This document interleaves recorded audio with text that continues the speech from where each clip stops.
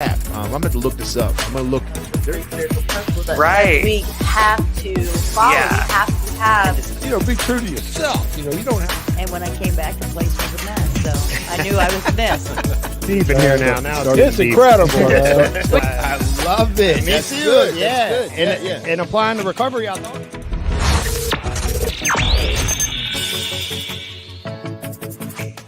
Seconds. What's up, everybody out there on planet Earth? It's your host, Travis, back on the McShin podcast live from Recovery Central, McShin Foundation in Henrico, Virginia.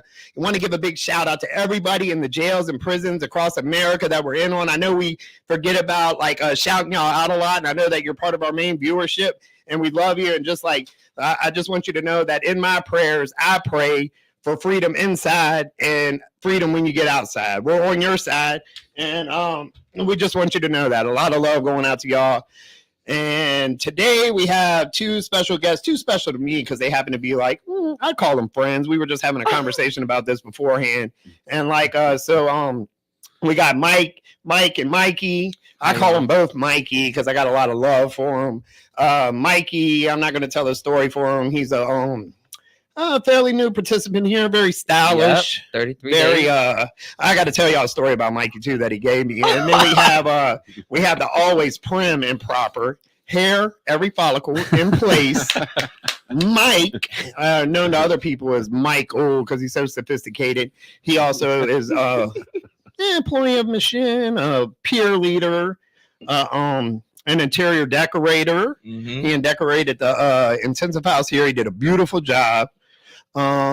Mikey, go ahead and introduce yourself. Tell us a little bit about you. Mikey first, and then Mike. Me? Mike, because both of these dudes are very elegant speakers. Their words formulate a lot better than mine. And Mikey, introduce yourself real quick. Mikey, who are you? What's about you? Where'd you get this Latino flavor from?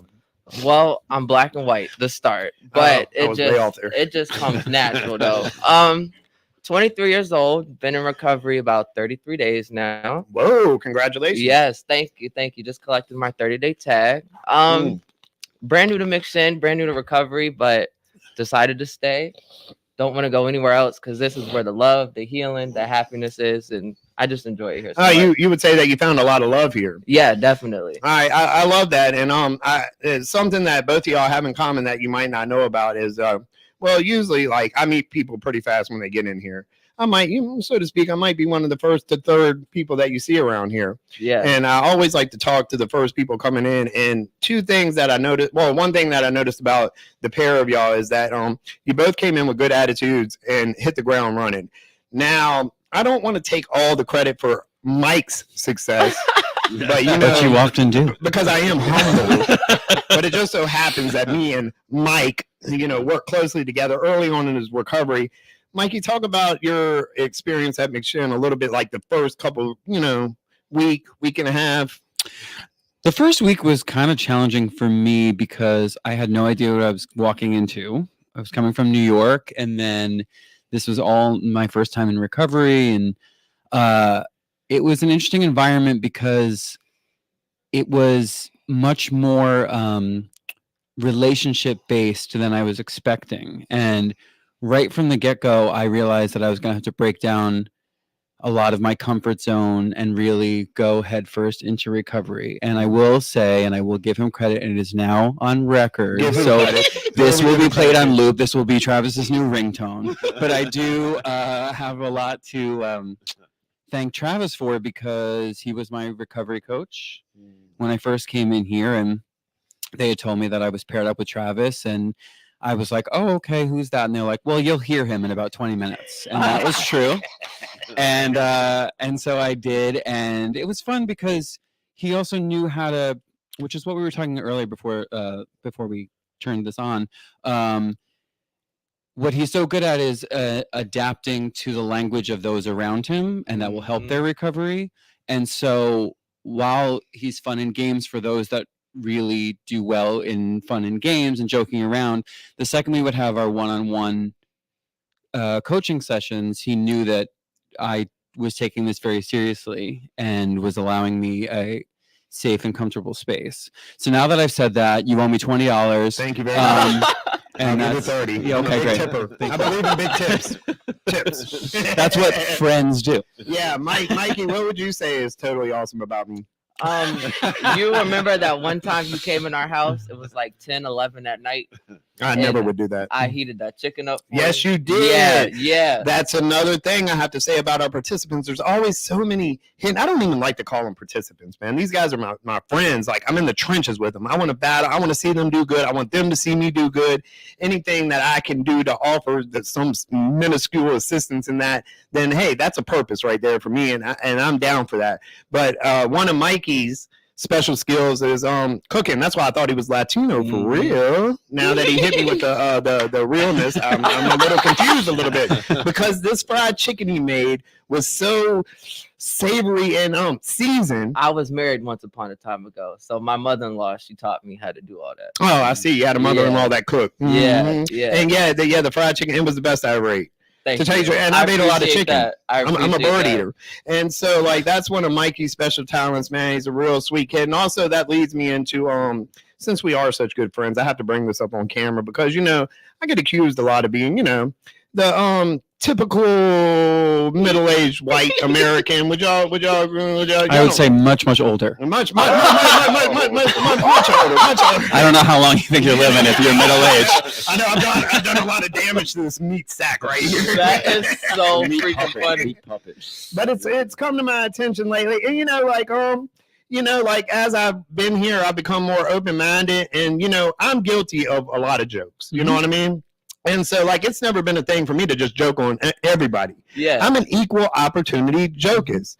But one thing I'm not is like a racist or like a phobe. You know what I I'm would saying? not say that at all. Yeah. And so, like, recently, I've been bestowed with like a certification, as you might say. I've been inducted into the alphabets. I'm now part of the LBGYN community, and I've been given my own letter. Oh, Lord. And like I take this Offend very women seriously. too. I take this letter very seriously. As a matter of fact, I want to get like a high school football, like one of those coats, because I never lettered in football, even though I was totally awesome. I used to kick Jesse, our CEO's butt in backyard football, even though he thinks he's a football star. I just want to put that out there while he's not here. And he bucked on the podcast too. If anybody's wondering where he's at, I'm sure y'all aren't. But anyways, I want to take this letter that has been bestowed upon me, and I want to stick it on a jacket. And I really want to fly this flag high because I'm very proud of it. Now, Mike, not Mike, but Mikey co-signed the letter. Mikey, what letter did you give me? I gave you an A for ally. For ally. Yep. Yeah, and so like the king, not the king of the letters, but the prince of them downstairs, Clay, he said that the A meant something different. So was there already an A in there? What did he say it meant? Well, no, the A is for asexual. No way. And It is. so I could take that too because I feel like Sure. I'm an A+ in sexuality myself. You know what I mean? Is that what it stands for? An A+. I'll fall right into it. But I'm definitely an ally to this community because actually I feel like I want to be an ally to all communities. Yeah. Because ultimately, like my goal, calling, or purpose here is just to get people off drugs. I just don't want them to do it. That's a particular bondage that I know. I've experienced it. I know the heaviness of it. Oh yeah. And it's the dark kingdom. And when you're in the light kingdom and you perceive it, you want to pull people into the light kingdom with you. And so, like, I was wondering how y'all feel like purpose driven after coming through McShin. Do you feel any draw to that concept, Mikey? Or Mike first? I'll go. Actually, because I love this topic because it was something I wasn't expecting as far as community was concerned once I got here, especially in the very beginning, because I've been living authentically myself for a while and unapologetically me, and I'm me in all situations. But when I got here, if I'm a different person now than I was, because that first week, and I had told you, I mean, I was very shy. I was very quiet because it was so out of my realm. Comfort zone. And I was just observing because I also like to learn the language of the group and what's going on. I remember that. And I was just listening and learning, and then almost needed to do like a sort of second, like, coming out to the whole group because I was actually doing preconceived judgments on others that I was afraid they were doing on me, which was really intriguing. I did But yeah. And then what was amazing was that out of if you put down on paper all of our stories and our backgrounds and everything like that, there's probably a chance we would not have intersected in life. You and But I, or just many everybody? people, the participants. Oh yeah. But yeah. now it is this family with this common thread of addiction and recovery. And so we do have so much more in common than we thought. And everyone's story really is similar in so many ways. And I used to think that the common thread was addiction, but the common thread is actually hope, because all of us are here. These gates are not locked. We can leave at any time. Everyone here is here because they want a better outcome, a better life. And everyone in the community, and now my family, is going out of their way to uplift, to help, to be that shoulder, to be that hand, to be the strength and the sorrow and everything that everyone needs at any given moment. And it's incredible to be surrounded by people that are wanting more and wanting better. Isn't that awesome? Just by Mikey, Mike, or both of them are Mikey to me. The first Mikey to my right, just by coming in and being uncomfortable at first, and then there's the spiritual principle he's talking about is open-mindedness. He just decided to be open-minded, and he found a whole nother community of people that he otherwise wouldn't engage with. That, and as a byproduct, his family and the people around him got engaged, all focused on the same mission, the same one that I'm on. That's flames of fire, Mikey. You gave me cold chills. What about you, other Mikey? How do you feel about what's going down right now? I love when Mike speaks. He's so damn eloquent. I wish I had the lexicon, vocabulary, and articulation that he does. And also, I wish I could pull off denim like he does too. But I know that's can't. right. Yeah. Anyways, how do you feel about what about this situation and like your vision for your pathway? And where you're at right now? I know you're still early on, yes, but you seem very excited, and Yes. it kind of like it kind of sparks like a reminiscence of how first Mikey right here on my right was. You know, he was really like into it. You know, yeah. I mean, of course, it took him a while to fall in place, and he's still falling in place, just like I'm still falling in place, just like Steve's still falling in place, and everybody here. But do you feel like a desire for that, like to help the next man out, to be part of this community, to be in the fight, and definitely people who are like part of our group, like either gay, lesbian, by whatever you are, like, because coming into a house with like 9-8 other dudes, I was nervous as hell because it was my first time ever like doing something like that. But I feel like you partially paved the way because you were the assistant house lead. Remember when I first came in there? So those guys, I didn't feel like they were phased. Like they just brought me right in, and I was comfortable like off the bat. But I definitely want to be a voice or like an example for other young people who are, you know, minority, whatever, but just showing them that this works, that this community is open to everyone, that it's love, it's support, it's hope, it's healing, it's, you know, a community that just wants the best for you as long as you're willing to do the work. I love this. I mean, you know, of course, I hate to take credit again, but I feel like you hate it. I feel like mine was imparted to Mikey, and then all of a sudden, do you hear that? Yours was imparted to him. Yeah. But this is why I love diversity right here, because like just you being here made him comfortable. He explains it as you paving the way, and I get what he's saying, and so do you. But like, you know, inspiration.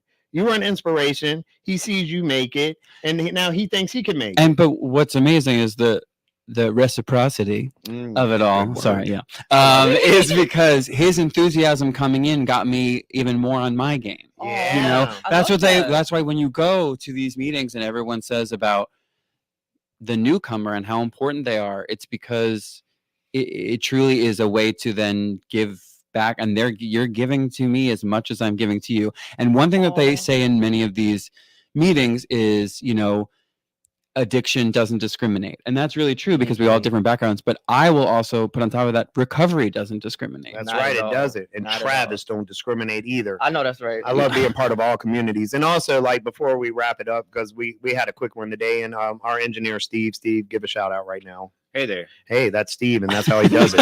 He's a man of few words, but when he says them, they mean something.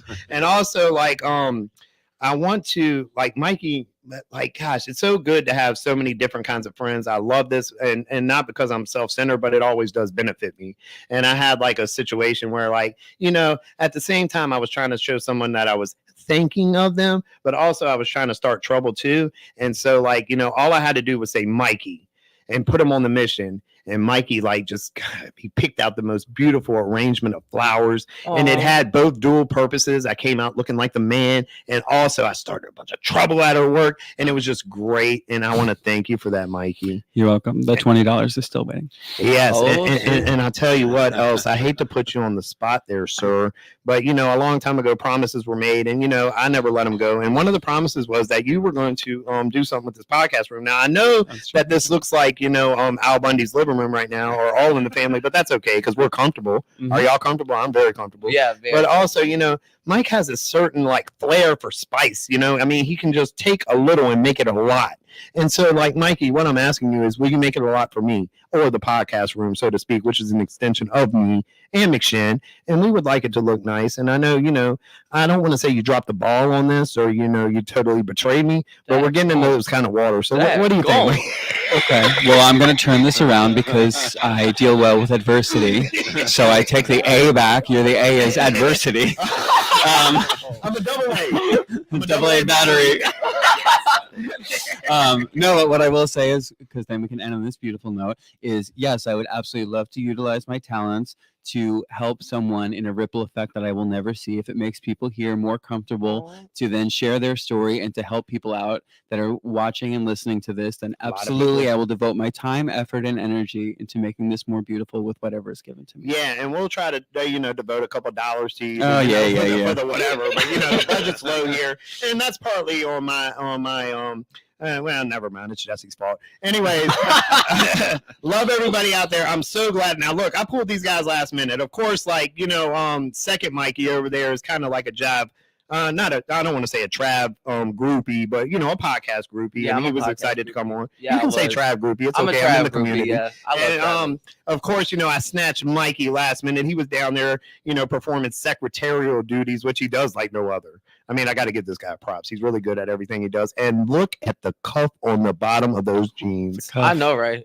Only one word comes to my mind, and that word is impeccable. And I think this podcast was impeccable. And I love everybody. Now, everybody throw the two fingers up at one time so it looks like we're in unison. And peace.